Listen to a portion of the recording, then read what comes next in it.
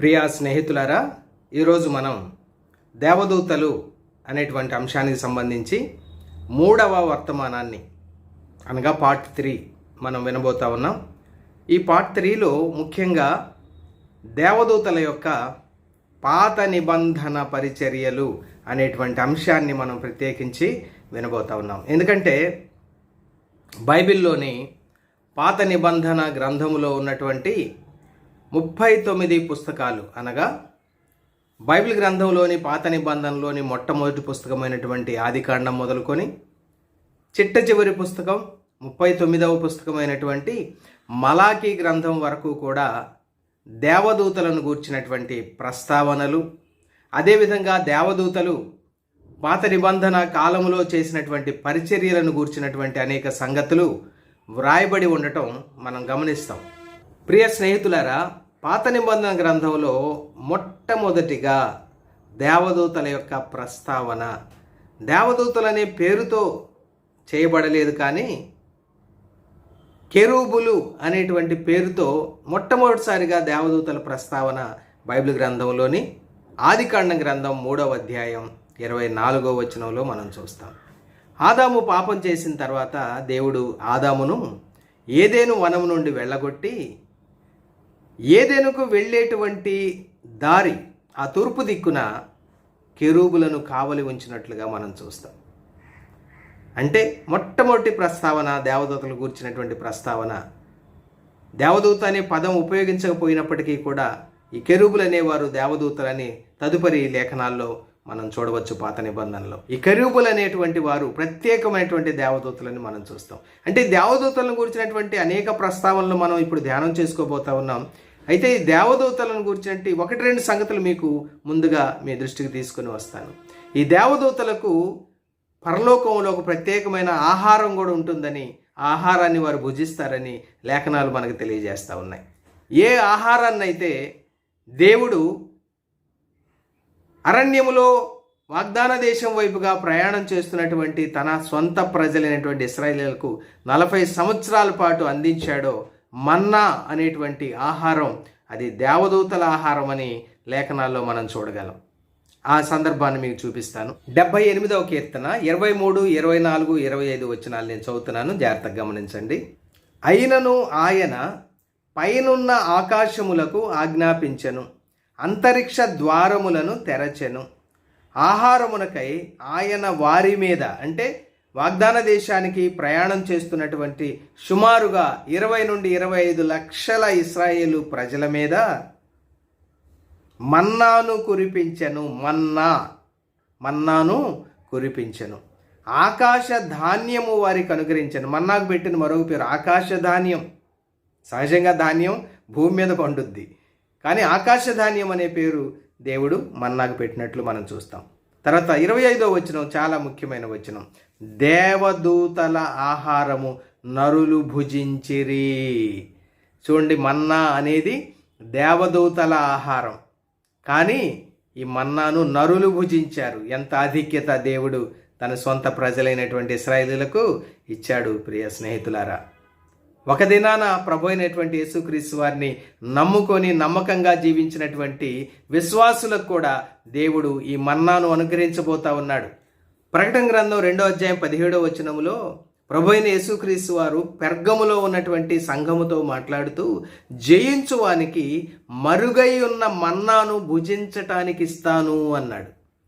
చూడండి, ఇశ్రాయేలీలు వాగ్దాన దేశంలో ప్రవేశించిన తర్వాత, ఆ దేశ పంట తిన్న తర్వాత ఇక మన్నా ఆకాశం నుండి కురవడం ఆగిపోయింది. ఇక ఆ తర్వాత మన్నా ప్రస్తావన బైబిల్ గ్రంథంలో లేదు. అది కేవలము ప్రత్యక్ష గుడారంలో ఒక ఓమెరు పట్టేటువంటి బంగారు పాత్రలో ఉంచబడింది, అతి పరిశుద్ధ స్థలంలో ఉంచబడింది. కానీ బయట బహిరంగంగా ఇక ఎక్కడా కూడా మన్నాను గూర్చినటువంటి సంగతులు వ్రాయబడలేదు.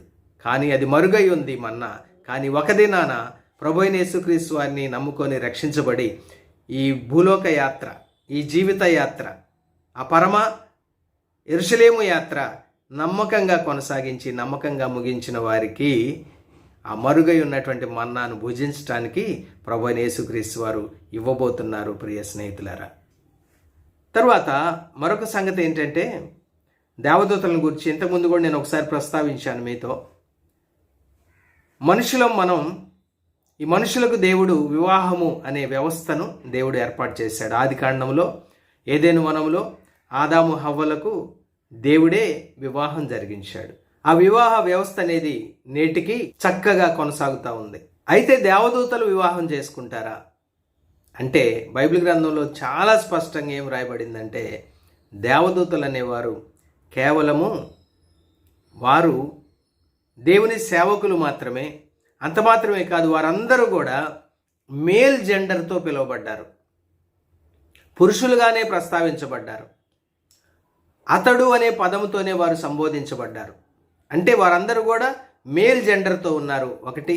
రెండవది, ప్రభు అయిన యేసుక్రీస్తు వారు సర్వసృష్టికర్త, సర్వాన్ని సృజించిన ఆ దేవుడు, దేవదూతలను సృజించిన ఆ దేవుడు ప్రభు అయిన యేసుక్రీస్తు వారే స్వయంగా చెప్పినటువంటి మాట ఏంటంటే, దేవదూతలు పెండ్లి చేసుకోరు, పెండ్లికి ఇయ్యబడరు అని చెప్పాడు. మార్క్సు వార్త 12:25 ప్రభు నమ్ముకొని చనిపోయిన వారు పునరుద్ధానులై తిరిగి లేచిన తర్వాత, అనగా యేసుప్రభు నమ్ముకొని రక్షించబడిన విశ్వాసులు పునరుద్ధానులై తిరిగి లేచిన తర్వాత రేపు ఆ నిత్యరాజ్యంలో పెండ్లి చేసుకొనరు, పెండ్లికి ఇయ్యబడరు, కానీ పరలోకమందున్న దూతల వలె ఉందురు అన్నాడు. అంటే దీని అర్థం ఏంటి? పరలోకమందున్న దూతలు ఎలా ఉన్నారు? వారు పెండ్లి చేసుకోరు, వారు పెండ్లికి ఇవ్వబడరు. ఇది కూడా మన మనసులో ఒక ప్రక్కన గుర్తుపెట్టుకుందాం. కాబట్టి నేను ఈరోజు మీ ముందుకు తీసుకురావాలి అనుకున్నటువంటి వర్తమానం సారాంశం ఏంటంటే, పాత నిబంధన గ్రంథములో, పాత నిబంధన కాలములో దేవదూతల యొక్క పరిచర్యలు అనేటువంటి అంశం. కాబట్టి ఈ వర్తమానాన్ని ప్రారంభం నుండి ముగింపు వరకు కూడా దయచేసి స్కిప్ చేయకుండా చూడాలని మీకు ప్రత్యేకించి మనవి చేస్తున్నాను. అదేవిధంగా మీలో ఎవరైనా మొట్టమొదటిసారి మన ఛానల్ చూస్తున్నట్లయితే ఛానల్ సబ్స్క్రైబ్ చేయండి, లైక్ చేయండి, షేర్ చేయండి. ఆ విధంగా మీరు ఈ వర్తమానాన్ని షేర్ చేయడం ద్వారా ఇతరులు కూడా మేలు పొందటానికి మీరు అవకాశం కల్పించిన వారు అవుతారు. కాబట్టి ఛానల్ సబ్స్క్రైబ్ చేయండి, లైక్ చేయండి, షేర్ చేయండి. మనం స్ట్రైట్ వే వర్తమానంలోకి వెళ్తా ఉన్నాము. దీనికి సహాయకరంగా కీర్తనల గ్రంథం 103వ కీర్తన 20వ వచనం 21వ వచనాన్ని మనం చదువుకొని ఈ వర్తమానాన్ని మనం ధ్యానం చేద్దాం. యెహోవా దూతలారా, ఆయన ఆజ్ఞకు లోబడి ఆయన వాక్యము నెరవేర్చు బలశూరులారా, ఆయనను సన్నుతించుడి. యెహోవా సైన్యములారా, ఆయన చిత్తము నెరవేర్చు ఆయన పరిచారకులారా, మీరందరూ ఆయనను సన్నుతించుడి. దేవదూతలను గురించినటువంటి ఒక ప్రత్యేకమైనటువంటి ప్రస్తావన ఈ కీర్తనల గ్రంథంలోని స్తుతి కీర్తన అయినటువంటి 103వ కీర్తనలో భక్తుడు, అనగా ఈ కీర్తన వ్రాసిన కీర్తనాకారుడు, దేవుడు తనకు చేసిన మేళ్లను బట్టి తాను ప్రతి ఉపకారాన్ని కూడా మర్చిపోకుండా ఆ ప్రతి ఒక్క ఉపకారాన్ని బట్టి దేవుని స్తుతిస్తూ, ఆ సందర్భంలో దేవదూతలను కూడా ఆ దేవాతి దేవుణ్ణి స్తుతించమని దేవదూతలను కూడా అడుగుతున్నట్లుగా మనం ఇక్కడ చూస్తూ ఉన్నాం. ఆ సందర్భంలో ఈ కీర్తనాకారుడు దేవదూతలను యెహోవా దూతలు అని పేర్కొనడం జరిగింది. ఎందుకంటే ఆ దేవదూతలను సృష్టించిన వాడు యెహోవా దేవుడు. గత వర్తమానంలో మనం జ్ఞాపకం చేసుకున్నాం, దేవదూతలు అనేవారు ఎప్పుడు సృష్టించబడ్డారు అనేటువంటి ఆ ప్రశ్నకు జవాబుగా యోబు గ్రంథం 38వ అధ్యాయం 7-8 వచనాల్లోని అంశాన్ని మనం తీసుకున్నాం. ఎందుకంటే అక్కడ దేవుడు ఆదిలో భూమిని నిర్మించటం కొరకు భూమికి పునాది వేసినటువంటి సందర్భంలో ఏర్పాటు చేసినటువంటి ఒక స్తుతి కూడికలో ఉదయ నక్షత్రాలు కలిసి దేవుణ్ణి స్తుతించటం, అదేవిధంగా దేవదూతలందరూ కూడా ఆ భూమికి పునాది రాయి వేయబడిన సందర్భంలో జయ జయ ధ్వానాలు చేస్తూ వారు కూడా ఆ స్తుతి గీతాల్లో గొంతు కలిపినట్లుగా మనం చూస్తాం. అంటే భూమికి పునాది వేయబడక మునిపే సృష్టింపబడినటువంటి ఈ దేవదూతలు వారి సృష్టికర్త అయినటువంటి యెహోవా దేవునికి చెందినటువంటి వారు. కాబట్టి వారు ఆయన యొక్క చిత్తాన్ని నెరవేర్చే ఆ దేవుని యొక్క పరిచారకులని, అదేవిధంగా వారు యెహోవా సైన్యములని ఇక్కడ కీర్తనాకారుడు జ్ఞాపకం చేస్తున్నాడు. ఎందుకంటే వారు ఆయన ఆజ్ఞకు లోబడి ఆయన చిత్తాన్ని నెరవేర్చే బలశూరులు అని మనం చూస్తూ ఉన్నాం. కాబట్టి దేవదూతలు యెహోవా సైన్యములని పిలువబడ్డారు, యెహోవా సేవకులని పిలువబడ్డారు, పరిశుద్ధ దూతలని పిలువబడ్డారు, దైవపుత్రులు అని పిలువబడ్డారు, పరలోక సైన్యము అని పిలువబడ్డారు, పరమండల సైన్యము అని పిలువబడ్డారు, పరలోక సైన్య సమూహము అని, ఇలా వివిధ రకాలైనటువంటి వర్ణనలు దేవదూతల విషయంలో బైబిల్ గ్రంథంలో చేయబడ్డాయి. ఈ దేవదూతల్లో అనేక తరగతుల దేవదూతలు ఉన్నారని ఉదాహరణకి మనం చెప్పుకోవాలంటే శరాపులు, కెరూబులు, జీవులు, ప్రధాన అధిపతులు, ప్రధాన దూతలు, దేవదూతలు అని భిన్నమైనటువంటి తరగతులుగా వారు నిర్మించబడ్డారని మనం ఇంతకు మునిపే జ్ఞాపకం చేసుకున్నాం. అంత మాత్రమే కాదు, వీరిలో శరాపులు అనేటువంటి దేవదూతలు ప్రత్యేకించి దేవుని సన్నిధిలో ఉంటూ వారు దేవుని స్తుతించేవారుగా మనకు కనబడతారు. అదేవిధంగా పరలోకములో దేవుని యొక్క సింహాసనం చుట్టూ 4 జీవులు ఆవరించి వారు కూడా ఆ దేవాది దేవుణ్ణి స్తుతిస్తూ ఉన్నట్లుగా మనము గ్రంథములో గమనించవచ్చు. అదేవిధంగా ఈ కెరూబులు అనేటువంటి దేవదూతలు ఆయన సన్నిధిలో ఎల్లవేళలా నిలిచేటువంటి ఒక ప్రత్యేకమైనటువంటి దేవదూతలని మనము లేఖనాల్లో అనేక సందర్భాల్లో గమనించవచ్చు.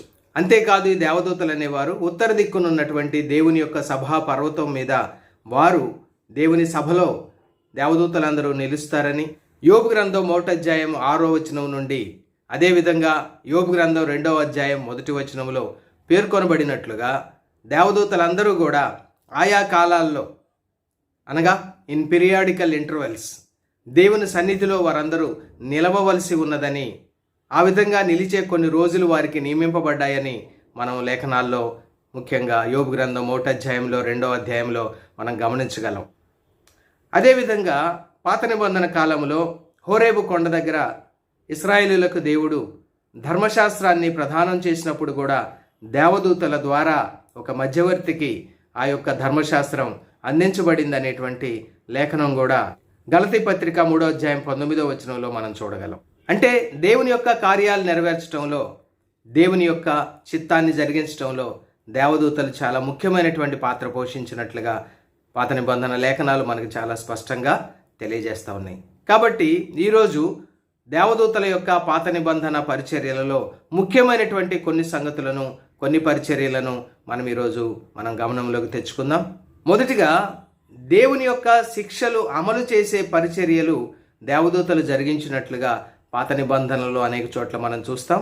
కొన్ని సందర్భాలను మీ దృష్టికి నేను తీసుకొని వస్తాను, జాగ్రత్తగా వినండి. మొట్టమొదటిగా ఆదికాండం గ్రంథం 19వ అధ్యాయంలో సొదొమ గొమొర్రా అనేటువంటి 2 పట్టణాలను మనం చూస్తాం. ఆ 2 పట్టణాలు కూడా చాలా భయంకరమైనటువంటి పాపులతో, భయంకరమైనటువంటి పాపాలతో నిండి ఉన్నటువంటి పట్టణాలు. కాబట్టి ఆ పట్టణాలను గూర్చినటువంటి మొర్ర దేవుని సన్నిధికి చేరి ఆ పట్టణాల మీద దేవుని యొక్క శిక్షను అమలుపరచడం కోసం పరలోకం నుండి వచ్చిన 2 దేవదూతలు లోతు ఇంటిలో ఆతిథ్యం పొందుతారు. అయితే ఆ తెల్లవారి లోతు కుటుంబాన్ని ఆ పట్టణము నుండి బయటకు తీసుకొని వచ్చిన తర్వాత, ఎందుకంటే లోతు నీతిమంతుడైనటువంటి లోతు కుటుంబాన్ని పాపులతో ఆ శిక్షలో పాలుపంపులు పొందకుండా లోతు కుటుంబాన్ని దేవదూతలు 2 కూడా చేతులు పట్టుకొని ఊరి వెలుపలికి తీసుకుని వచ్చిన తర్వాత ఆకాశము నుండి అగ్ని గంధకాలు కురిపించి ఆ 2 పట్టణాలను, దాని పరిసర ప్రాంతాలన్నింటినీ కూడా కాల్చివేయడం మనం అక్కడ లేఖనాల్లో మనం చూస్తాం. అంటే వారి పాపాన్ని బట్టి దేవుడు వారికి విధించినటువంటి శిక్షను ఇక్కడ దేవదూతలు అమలుపరిచినట్లుగా మనం చాలా స్పష్టంగా లేఖనాల ద్వారా తెలుసుకోగలుగుతా ఉన్నామండి. ఎందుకు దేవదూతల్ని ఈ విధంగా దేవుడు ఉపయోగించాడు అని అంటే, వారు ఆయన చిత్తాన్ని, ఆయన ఉద్దేశాలను, ఆయన నిర్ణయాలను, ఆయన శిక్షలను అమలుపరిచేటువంటి ఆయన సేవకులు వారు. ఇశ్రాయేలీయులు ఐగుప్తు దేశంలో 430 సంవత్సరాలు చెరలో ఉన్నటువంటి కాలంలో వారి విడుదల కొరకు దేవుడు మోషే అహరోనులను పంపగా దేవుని యొక్క ఆజ్ఞను ఫరో ధిక్కరించినప్పుడు 10 తెగుళ్ళు ఆ ఐగుప్తు ప్రజల మీదకి, ఐగుప్తు దేశం మీదకి రప్పించడం ద్వారా చిట్ట చివరిది 10వది అయినటువంటి తెగులు ఐగుప్తీయులలో, మనుష్యులలో, పశువుల్లో కూడా తొలి సంతానం సంహరించబడటం అనేటువంటి తెగులు. అయితే ఐగుప్తులోనే గోషెన్లో నివసిస్తున్నటువంటి ఇశ్రాయేలీయులు మాత్రం దేవుడు మోషే ద్వారా ఆజ్ఞాపించినట్లుగా పస్కా బలి ఆచరించి ఆ బలి పశువు యొక్క రక్తాన్ని తమ ఇండ్ల యొక్క ద్వారబంధపు నిలువు కమ్మీలకు, అడ్డ కమ్మీలకు ఆ రక్తం పూయడం ద్వారా వారు ఆ మరణ దూతను, ఆ సంహారకుడిని వారు తప్పించుకున్నారు. కానీ పస్కా బలి యొక్క రక్తము లేనటువంటి ఐగుప్తీయుల ఇండ్ల యొక్క ద్వారబంధాల్లో నుండి సంహారకుడు ఆ ఇండ్లలో చొచ్చి మనుష్యులలో, పశువులలో ప్రతి తొలిచూలను కూడా హతం చేయడం ద్వారా ఇశ్రాయేలీయులకు ఐగుప్తు నుండి విమోచన లభించింది. అయితే ఇక్కడ నేను మీకు చెప్పదలుచుకున్న సంగతి ఏంటంటే, ఈ 10 రకాలైనటువంటి తెగుళ్ళు కూడా అమలు పరిచింది దేవదూతలు. ఈ విషయాన్ని మనం ఎక్కడ చూడగలమంటే కీర్తనల గ్రంథం 78వ కీర్తన 49వ వచనంలో మనం గమనించగలం. నేను ఆ వాక్యాన్ని మీ కొరకు చదివి వినిపిస్తాను, జాగ్రత్తగా వినండి. ఐగుప్తులో ఇశ్రాయేలీయుల యొక్క విమోచన ఏ విధంగా జరిగిందని చెప్పి కీర్తనాకారుడైనటువంటి ఆసాపు ఒక్కొక్క తెగులను జ్ఞాపకం చేసుకుంటూ వచ్చి ఈ 49వ వచనంలో ఏమన్నాడంటే, ఆయన ఉపద్రవము కలుగజేయు దూతల సేనగా తన కోపాగ్నిని, ఉగ్రతను, మహోగ్రతను, శ్రమను వారి మీద విడిచెను. చూసారా? దూతల సేన, మహోద్రవము కలుగజేయు దూతల సేన, ఉపద్రవము కలుగజేయు దూతల సేన. అంటే ఈ 10 తెగుళ్ళ అమలులో దేవుడు దేవదూతలను వినియోగించినట్లుగా మనకు స్పష్టంగా అర్థమవుతా ఉంది ప్రియులారా. ఇక 3వదిగా సాతాను యొక్క ప్రేరేపణకు లొంగినటువంటి ఇశ్రాయేలీయుల రాజు అయినటువంటి దావీదు దేవుని యొక్క అనుమతి తీసుకోకుండానే, ధర్మశాస్త్ర విధానాన్ని పాటించకుండానే జనసంఖ్యను చేసిన కారణాన్ని బట్టి దేవుడు దావీదు కోరుకున్నటువంటి శిక్షను అమలుపరచడం కొరకు ఒక దేవదూతను పంపినట్లుగా దినవృత్తాంతంలో మొదటి గ్రంథం 21వ అధ్యాయం 12వ వచనంలో, 15వ వచనంలో, 17వ వచనంలో మనం చాలా స్పష్టంగా చూడగలం. 4వదిగా దానియేలు గ్రంథం 4వ అధ్యాయం 13-14 వచనాల్లో బబులోను రాజు అయినటువంటి నెబుకద్నెజరు యొక్క గర్వాన్ని బట్టి ఆ నెబుకద్నెజరు మీదకు శిక్ష వస్తుందని ప్రకటించడానికి కూడా దేవుడు ఒక దేవదూతను వినియోగించినట్లుగా మనం ఆ లేఖనాల్లో చూడగలం. ఇక 5వదిగా దినవృత్తాంతంలో 2వ గ్రంథం 32వ అధ్యాయం 20-21 వచనాల్లో, అదేవిధంగా యెషయా గ్రంథం 37వ అధ్యాయం 36వ వచనంలో కూడా రాజు అయినటువంటి హిజ్కియా మీదకి దండెత్తి వచ్చినటువంటి అష్షూరు రాజు, అతని సైన్యం, లక్షల కొలది సైన్యంతో హిజ్కియా మీదకి దండెత్తి వచ్చినప్పుడు హిజ్కియా ఆ దేవాది దేవుని సన్నిధిలో తను తగ్గించుకొని కన్నీళ్లు విడిచి ప్రార్థించిన కారణాన్ని బట్టి దేవుడు పరలోకము నుండి ఒక దూతను పంపగా ఆ దూత 1,85,000 మంది అష్షూరు సైనికులను సంహరించినట్లుగా, వారిని శిక్షించినట్లుగా మనం అక్కడ చూస్తాం. తద్వారా అష్షూరు సైన్యం ఓడిపోయింది, హిజ్కియా గొప్ప విజయాన్ని పొందుకున్నట్లుగా మనం అక్కడ చూడగలం. అంటే తన దూతను పంపి దేవుడు హిజ్కియాను, అతని సైన్యాన్ని, యూదా ప్రజలను కాపాడినట్లు మనం చూస్తాం. అంటే అష్షూరు రాజుకు విధించినటువంటి శిక్షను దేవుడు తన దూత ద్వారా అమలు చేసినట్లుగా మనం చూస్తాం. ఇవి దేవదూతలను దేవుడు తన శిక్షలో అమలుపరచడంలో వినియోగించుకున్నటువంటి కొన్ని పరిచర్యలు. ఇది మొదటి సంగతి. ఇక 2వ సంగతి, దేవుని యొక్క భక్తులను కాపాడి రక్షించినటువంటి దేవదూతల యొక్క పరిచర్యలు మనం కొన్ని చూద్దాం. మొదటిగా ఏం చూసాం? దేవుని యొక్క శిక్షలను అమలుపరిచిన దేవదూతల యొక్క పరిచర్యలను చూసాం. 2వదిగా దేవుని యొక్క భక్తులను కాపాడేటువంటి పరిచర్యలో దేవదూతలు ఏ విధంగా పనిచేశారనేది కూడా మనం చూద్దాం. 34వ కీర్తన 7వ వచనములో యెహోవా యందు భయభక్తులు కలిగిన వారందరి చుట్టూ ఆయన దూత కావలి ఉండి వారిని రక్షించును అని ఉంది. అంటే దేవుని భక్తులకు యథార్థంగా ఎవరైతే ఆ యెహోవా దేవుని పాత నిబంధన కాలంలో విశ్వసించి నమ్మి నమ్మకంగా జీవించారో, ధర్మశాస్త్రానుసారంగా జీవించారో వారిని కాపాడి సంరక్షించడానికి దేవుడు తన దూతలను వారి చుట్టూ కావలి ఉంచినట్లుగా మనం గమనించగలం ప్రియులారా. ఇక రెండవదిగా దానియేలు గ్రంథం 3వ అధ్యాయంలో దానియేలు యొక్క ముగ్గురు స్నేహితులైనటువంటి షడ్రకు, మేషకు, అబేద్నెగోలు బబులోను రాజు అయినటువంటి నెబుకద్నెజరు నిలువబెట్టించినటువంటి ప్రతిమకు నమస్కరించని కారణాన్ని బట్టి నెబుకద్నెజరు అత్యాగ్రహంతో వారి ముగ్గురిని కూడా అగ్నిగుండంలో పడవేయమని ఆజ్ఞించినప్పుడు అగ్నిని 7 ఎక్కువ చేసి షడ్రకు, మేషకు, అబేద్నెగోలు వారి ముగ్గురిని కూడా బంధించి వారిని ముగ్గురిని కూడా అగ్నిగుండంలో పడవేస్తే అగ్నిగుండంలో వారితో పాటు మరొక దేవదూత స్వరూపాన్ని కలిగినటువంటి వ్యక్తి సంచరించినట్లుగా నెబుకద్నెజరు గమనించి వారిని అగ్నిలో నుండి బయటకు తీసుకొని వచ్చినప్పుడు కనీసం అగ్ని వాసన వారికి అంటలేదు, ఒక వెంట్రుక కూడా కారిపోలేదు. అంటే అగ్నిగుండములో ఆ ముగ్గురు భక్తులను రక్షించింది ఒక దేవదూత అని మనం చూస్తూ ఉన్నాం. దేవుడు తన భక్తులను రక్షించడానికి, భక్తులు ప్రాణాపాయంలో ఉన్నప్పుడు వారిని కాపాడడానికి పరలోకం నుండి దేవదూతను పంపినట్లుగా ఈ లేఖనాల ద్వారా మనం అర్థం చేసుకోవచ్చండి. ఇక మూడవదిగా అదే దానియేలు గ్రంథంలో 6వ అధ్యాయం 20, 21, 22 వచనాల్లో దర్యావేషు యొక్క ఆజ్ఞను అనగా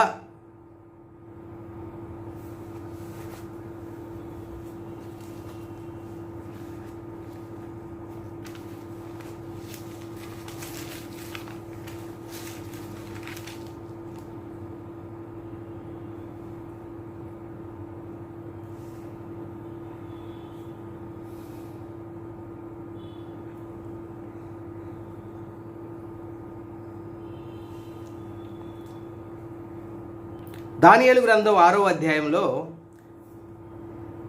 బబులోను దేశములో ఒక ముఖ్యమైనటువంటి స్థానంలో అధికారిగా ఉన్నటువంటి దానియేలును ఏ విధంగానైనా సరే అతని పదవి నుండి తొలగించాలని కుట్ర పన్నినటువంటి మరికొందరు అధికారులు 30 దినాల పాటు ఆ రాజ్యమంతటా ఉండేటువంటి ప్రజలు ఎవ్వరూ కూడా రాజైనటువంటి దర్యావేషు తప్ప ఏ దేవుడికి కానివ్వండి, ఏ మానవుడికి కానివ్వండి విజ్ఞాపన చేయకూడదు, ప్రార్థన చేయకూడదు అనేటువంటి ఆజ్ఞను రాజు ద్వారా ఇప్పించి, ఆజ్ఞను ఎవరైనా సరే అతిక్రమిస్తే వారు సింహాల బోనులో పడవేయబడతారు అని కూడా ఆ ఆజ్ఞలో వ్రాయించి రాజ్యమంతటా ప్రకటించినప్పటికీ కూడా దానియేలు యథాప్రకారంగా దినానికి 3 సార్లు తన మేడగది కిటికీ తలుపులు యెరూషలేము తట్టు తెరిచి ఉంటుండగా అలవాటు ప్రకారం ముమ్మారు దానియేలు ప్రార్థించాడు.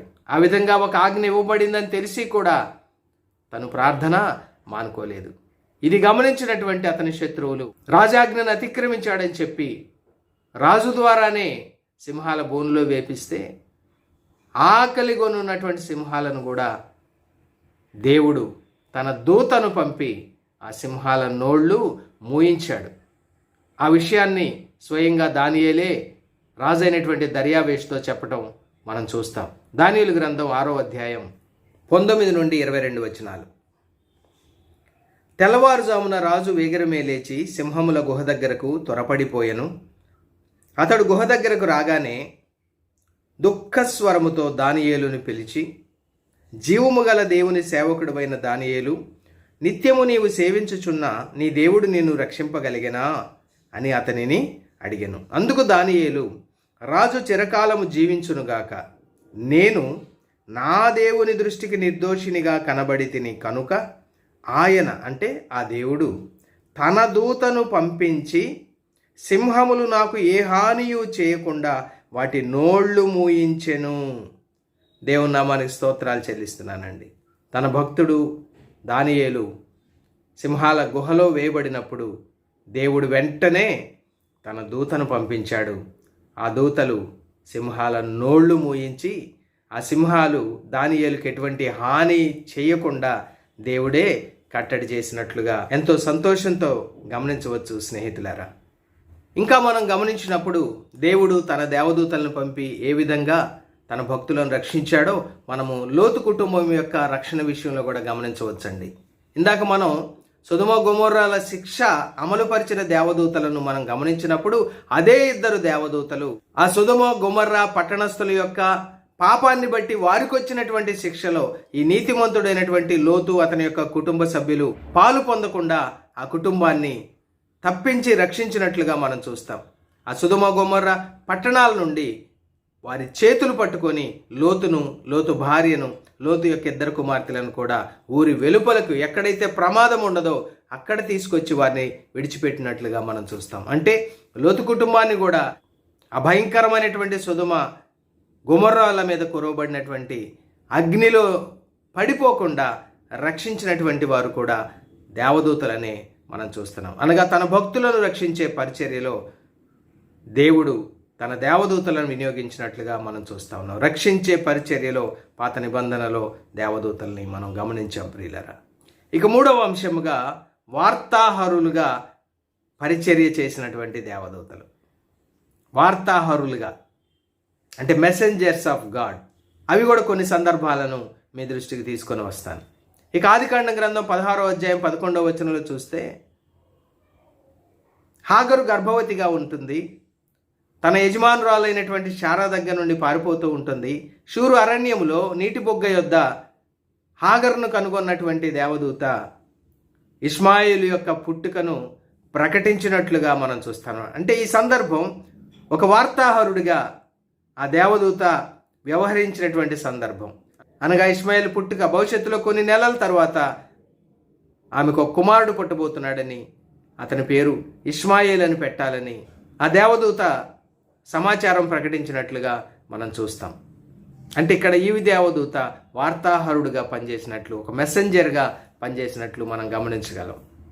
ఇక రెండవదిగా న్యాయాధిపతుల గ్రంథం 13వ అధ్యాయం 2, 3, 4 వచనాల్లో సంసోను యొక్క పుట్టుకను గురించి అతని తల్లికి తెలియజేసినటువంటి దేవదూతను మనం చూస్తాం.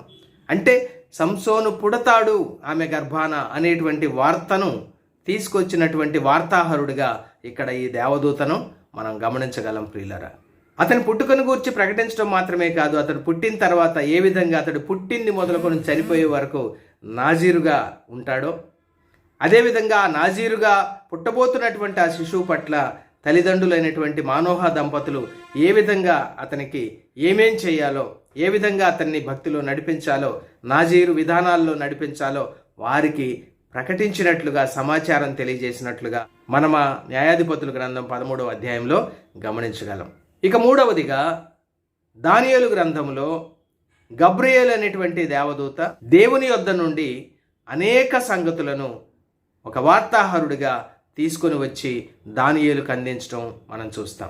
దానియేలు గ్రంథం 9వ అధ్యాయం 20 నుండి 27 వచనాల్లో ఇశ్రాయేలులకు యెరూషలేము పట్టణానికి దేవుడు విధించినటువంటి 70 వారముల మర్మమును, అంటే ఆ సమాచారాన్ని దేవదూత అనగా గబ్రియేలు దేవదూత, ఈయన్ని మనం క్రొత్త నిబంధనలో కూడా వార్తాహరుడిగా మనం చూస్తాం. ఆ విధంగా వార్తాహరుడిగా సమాచారాన్ని తీసుకుని వచ్చి దానియేలుకు ప్రకటించడం జరిగింది.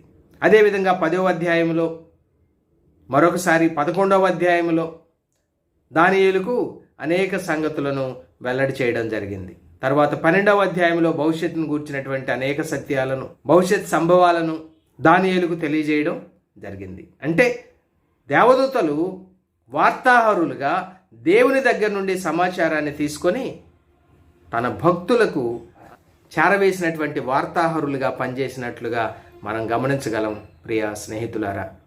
ఇక యెహోవా దేవుని యొక్క భక్తులు అనేక మంది ఆపదల్లో ఉన్నప్పుడు, ఇబ్బందుల్లో ఉన్నప్పుడు, ఇరుకుల్లో ఉన్నప్పుడు దేవదూతలు వారిని ఆదరించి బలపరిచినటువంటి సందర్భాలు కూడా అనేకం మనం లేఖనాల్లో మనం చూస్తాం. అంటే యెహోవా దేవుని యొక్క భక్తులను ఆదరించి బలపరిచిన దేవదూతల యొక్క పరిచర్యలను మనం కొన్ని గమనిద్దాం. పద్దన్నరాము నుండి తన మామైనటువంటి లాబాని ఇంటి నుండి తన భార్య బిడ్డలతో స్వదేశానికి తిరిగి వస్తూ ఉన్నాడు యాకోబు. వస్తూ ఉన్నాడు, కానీ అతని మనసులో ప్రాణభయం ఉంది. నేను కనపడితే నేను మోసం చేసినటువంటి నా అన్న దాన్ని బట్టి నా మీద పగబెట్టుకొని నన్ను చంపేస్తాడేమో. ఎందుకంటే పద్దనరాము వెళ్ళకముందు తన తల్లి ద్వారా తన అన్న తన మీద పగబట్టి తనను చంపబోతున్నాడని తెలుసుకొనే కదా తన మేనమామ అయినటువంటి లాబాను ఉండేటువంటి పద్దనరాముకు పారిపోయాడు. అక్కడ సుమారుగా 20 సంవత్సరాలు అతని దగ్గర కొలువు చేసి ఎంతో ఆస్తితో తిరిగి వస్తున్నటువంటి సందర్భం అది. ప్రాణభయం ఉంది. అలాంటి సందర్భంలో దేవుడు ఒక అద్భుతం చేశాడండి. ఆదికాండం గ్రంథం 32వ అధ్యాయం 1-2 వచనాలు. యాకోబు తన త్రోవను వెళ్ళుచుండగా దేవదూతలు అతనిని ఎదుర్కొనిరి. యాకోబు వారిని చూచి ఇది దేవుని సేన అని చెప్పి ఆ చోటికి మహనయీము అను పేరు పెట్టెను. మహనయీము అనే చోట ఫుట్ నోట్ వేసి ఒక మాట వ్రాయబడింది. మహనయీము అనగా 2 సేనలు. స్నేహితులారా, చూడండి ఎంత ఆశ్చర్యకరమైనటువంటి సంగతి ఇది అంటే, ప్రాణభయంతో వస్తూ ఉన్నాడు. మనుష్యుల హృదయాలను ఎరిగినటువంటి దేవుడు, తన భక్తుల హృదయాలను ఎరిగినటువంటి దేవుడు, ఆయన హృదయంలో ఉన్నటువంటి ఆందోళన ఎరిగి దేవదూతలను పంపినట్లుగా మనం చూస్తున్నాం. దేవదూతలు అతన్ని ఎదుర్కొన్నారు అని మనం చూస్తూ ఉన్నాం. అంటే దేవుడు దేవదూతలను పంపగా వారు యాకోబుని ఎదుర్కొన్నారు. వారిని యాకోబు తన కళ్ళతో చూశాడు కాబట్టి ఇది దేవుని సేన అన్నాడు. అవును, దేవదూతలు ఆయన యొక్క సైన్యం. అంటే ఎందుకు దేవుడు దేవదూతలను ఆ విధంగా యాకోబు కనబరిచాడు అంటే, యాకోబు, నన్ను నమ్ముకున్న నీవు ఒంటరివి కాదు, నా యందు భయభక్తులు కలిగిన నీవు ఒంటరివాడవు కాదు, నీ కుటుంబం ఒంటరిది కాదు, ఇదిగో నీతో పాటు నీకు కావలిగా ఇదిగో దేవదూతల సేనను నేను ఉంచానయ్యా, నువ్వు భయపడబాకు అని చెప్పడానికి దేవుడు దేవదూతల్ని యాకోబు కనపరిచినట్లుగా మనం చూస్తాం ప్రియులారా. అదే కదా కీర్తన 34:7 యెహోవా యందు భయభక్తులు కలిగిన వారి చుట్టూ ఆయన దూత కావలి ఉండి వారిని రక్షించుననేటువంటి మాట. కాబట్టి యాకోబు ఒక సేనగా ఒక గుంపుగా వస్తున్నాడు. నాతో పాటు, నా గుంపుతో పాటు, నా కుటుంబం అనే ఈ గుంపుతో పాటు దేవుని యొక్క సేన, దేవుని యొక్క గుంపు కూడా ఉంది. కాబట్టి ఈ స్థలం మహనయీము అనబడుద్ది అన్నాడు. అంటే 2 సేనలు ఉన్నాయి ఇక్కడ ఈ స్థలంలో అని దేవుని యొక్క ఆశ్చర్య కార్యాన్ని గుర్తించి దేవుని కీర్తించగలిగాడు యాకోబు. ఇక రెండవదిగా న్యాయాధిపతుల గ్రంథం 6వ అధ్యాయం 11-22 వచనాలలో యోవాష్ కుమారుడైనటువంటి గిద్యోను మిద్యానీయులకు భయపడి గానుగ చాటున తన పొలములోని గోధుమల పంటను, ఆ గోధుమలను దుళ్ళగొట్టుతూ ఉన్నప్పుడు పరలోకము నుండి ఒక దేవదూత వచ్చి భయముతో ఉన్నటువంటి, శత్రు భయముతో, మిద్యానీయుల భయముతో, ప్రాణ భయముతో ఉన్నటువంటి గిద్యోనును బలపరచి ఆదరించి ధైర్యపరిచినట్లుగా మనం చూస్తామండి. ప్రాణభయంతో పారిపోతున్న యాకోబును తన దూతల ద్వారా దేవుడు బలపరిచాడు. ప్రాణభయముతో గానుగ చాటున కూర్చొని గోధుమలను దుళ్ళగొట్టుకుంటున్నటువంటి గిద్యోనును బలపరిచాడు, ధైర్యపరిచాడు. ప్రియులారా, ఎంత ఆశ్చర్యకరమైన సంగతి ఇది. గిద్యోనును బలపరచడం మాత్రమే కాదు, ధైర్యపరచడం మాత్రమే కాదు, మిద్యానీయుల మీదకి తానే యుద్ధానికి వెళ్ళేటట్లుగా సిద్ధపరిచాడు అని మనం చూస్తాం. ఇక మూడవదిగా రాజుల మొదటి గ్రంథం 19వ అధ్యాయము 3, 4, 5, 6, 7 వచనాల్లో ప్రవక్త అయినటువంటి ఏలియా ప్రాణభయముతో కనబడతాడు మనకు అక్కడ. ఎందుకంటే రాజుల మొదటి గ్రంథం 18వ అధ్యాయంలో అప్పుడు ఇశ్రాయేలు దేశాన్ని పరిపాలిస్తున్నటువంటి రాజు అయినటువంటి అహాబు భార్య అయినటువంటి యెజెబెలు సుమారుగా 400 మంది బయలు ప్రవక్తలను పోషిస్తూ యెహోవా దేవుని ప్రవక్తలను హింసపెడుతూ ఉండగా ప్రవక్త అయినటువంటి ఏలియా రోషము కలిగిన వాడై దేవుని పక్షాన నిలబడి దేవుని కొరకు గొప్ప కార్యం జరిగించి యెహోవా దేవుడే నిజమైన దేవుడని అక్కడ నిరూపించి ఆ బయలుదేవత యొక్క ప్రవక్తలను, అషేరాదేవి యొక్క ప్రవక్తలను సుమారుగా 400 మందిని వధిస్తాడు. ఈ సంగతి తెలిసినటువంటి రాజు అయినటువంటి అహాబు భార్య యెజెబెలు రేపు ఈ సమయానికల్లా ఏలియాను ఆ చనిపోయిన ప్రవక్తలలో ఒకనిలాగా గనక నేను చేయకపోతే నేను అసలు రాణినే కాదు అన్నట్లుగా ప్రతిజ్ఞ చేయడం విన్నటువంటి ఏలియాకు ప్రాణభయం వచ్చింది. ఎందుకు? అతడు మన వంటి మనుషుడే, యాకోబు భక్తుడు రాశాడు. కాబట్టి అతనిలో ప్రాణభయం వచ్చింది. ఆ ప్రాణభయంతో పారిపోతూ ఉన్నాడు. ప్రాణభయంతో పారిపోతూ ఉన్నటువంటి ఏలియా దగ్గరకు దేవుడు తన దూతను పంపి ధైర్యపరిచిన సందర్భం అది. మీకు 2 మాటలు చదివి వినిపిస్తాను. రాజుల మొదటి గ్రంథం 19వ అధ్యాయం 2వ వచనం. యెజెబెలు ఒక దూత చేత ఏలియాకు ఈ వర్తమానము పంపించెను. రేపు ఈ వేళకు నేను నీ ప్రాణమును వారిలో ఒకని ప్రాణము వలె చేయని ఎడల దేవుడు నాకు గొప్ప అపాయము కలుగజేయునుగాక. కాబట్టి అతడు అంటే ఏలియా ఈ సమాచారం తెలుసుకొని లేచి తన ప్రాణమును కాపాడుకొనుటకై పోయి యూదా సంబంధమైన బెయేర్షెబాకు చేరి అచ్చట ఉండుమని తన దాసునితో చెప్పి తాను ఒక దిన ప్రయాణం అరణ్యంలోనికి పోయి ఒక బదరీ వృక్షము కింద కూర్చుండి మరణాపేక్ష గలవాడై, యెహోవా, నా పితరుల కంటే నేను ఎక్కువ వాడిని కాను, ఇంత మట్టుకు చాలును, నా ప్రాణము తీసుకొనుమని ప్రార్థన చేశాను. అతడు బదరీ వృక్షము కింద పరుండి నిద్రించుచుండగా ఒక దేవదూత వచ్చి, జాగ్రత్తగా వినండి, ఒక దేవదూత వచ్చి అతని ముట్టి నీవు లేచి భోజనము చేయమని చెప్పాను. అతడు చూచినంతలో అతని తల దగ్గర నిప్పుల మీద కాల్చబడిన అప్పమును నీళ్లబుడ్డియు కనబడెను. కనుక అతడు భోజనం చేసి తిరిగి పరుండెను. అయితే యెహోవా దూత 2వ మారు వచ్చి అతని ముట్టి నీ శక్తికి మించిన ప్రయాణం నీకు సిద్ధమైనది, నీవు లేచి భోజనం చేయమని చెప్పినప్పుడు అతడు లేచి భోజనం చేసి ఆ భోజనపు బలము చేత 40 రాత్రింబాళ్ళు ప్రయాణం చేసి దేవుని పర్వతమని పేరు పెట్టబడిన హోరేబునకు వచ్చెను అనేటువంటి మాట మనం చూస్తూ ఉన్నాం. స్నేహితులారా, ఎంత గొప్ప సంగతి అండి, ఎంత ఆశ్చర్యకరమైన సంగతి. ప్రాణభయంతో పారిపోతున్న తన ప్రవక్తను ఆదరించడానికి, బలపరచడానికి, ఆహారం ఇవ్వడానికి, ధైర్యపరచడానికి, ముందున్న ప్రయాణం కొరకై సిద్ధపరచడానికి దేవుడు పరలోకం నుండి తన దూతను పంపినట్లుగా మనం ఇక్కడ లేఖనాల్లో చూస్తూ ఉన్నాం. ఇక 4వదిగా నిర్గమాకాండం గ్రంథంలో ఐగుప్తు నుండి విమోచింపబడినటువంటి ఇశ్రాయేలుల యొక్క వాగ్దాన దేశ ప్రయాణములో వారిని ఒక దూత వెంబడించినట్లుగా, వారిని కాపాడినట్లుగా మనం చూస్తాం. ఆ లేఖనాలు మీకు చదివి వినిపిస్తాను, జాగ్రత్తగా వినండి. నిర్గమాకాండం గ్రంథం 14వ అధ్యాయం 19వ వచనం. అప్పుడు ఇశ్రాయేలీయుల ఎదుట సమూహమునకు ముందుగా నడిచిన దేవదూత వారి వెనుకకు పోయి వారిని వెంబడించెను. ప్రియులారా, ఎంత స్పష్టంగా వ్రాయబడిందంటే ఐగుప్తు నుండి విమోచింపబడినటువంటి ఇశ్రాయేలీయులకు ముందుగా ఒక దేవదూత నడిచినట్లుగా మనం చూస్తామండి. ఎంత కాపుదల, ఎంత భద్రత, ఎంత క్షేమము దేవుడు తన దూత ద్వారా ఇశ్రాయేలు సమాజానికి కలిగించాడు. తరువాత మరొక సందర్భం కూడా మీకు చూపిస్తాను. ఇశ్రాయేలు సమాజంతో మోషే ద్వారా దేవుడు మాట్లాడుతున్నాడు. నిర్గమాకాండం గ్రంథం 23వ అధ్యాయం 20 నుండి 23 వచనాలు. చాలా జాగ్రత్తగా వినండి స్నేహితులారా. ఇదిగో, త్రోవలో నిన్ను కాపాడి నేను సిద్ధపరిచిన చోటుకు నిన్ను రప్పించుటకు ఒక దూతను నీకు ముందుగా పంపుచున్నాను. చూడండి, 40 సంవత్సరాల వాగ్దాన దేశ ప్రయాణం, ఐగుప్తు దేశము నుండి కనాను వరకు. ఈ ప్రయాణం అంతటిలో, ఆ 40 సంవత్సరాల కాలం అంతటిలో కూడా త్రోవలో వారిని కాపాడటానికి, అంత మాత్రమే కాదు, చూడండి, 40 సంవత్సరాల ప్రయాణములో త్రోవలో వారిని కాపాడటానికి మరియు దేవుడు సిద్ధపరిచినటువంటి చోటికి వారిని తీసుకువెళ్ళటానికి దేవుడు ఒక దేవదూతను వారితో పాటు ఉంచినట్లు మనం చూస్తూ ఉన్నాం స్నేహితులారా. తరువాత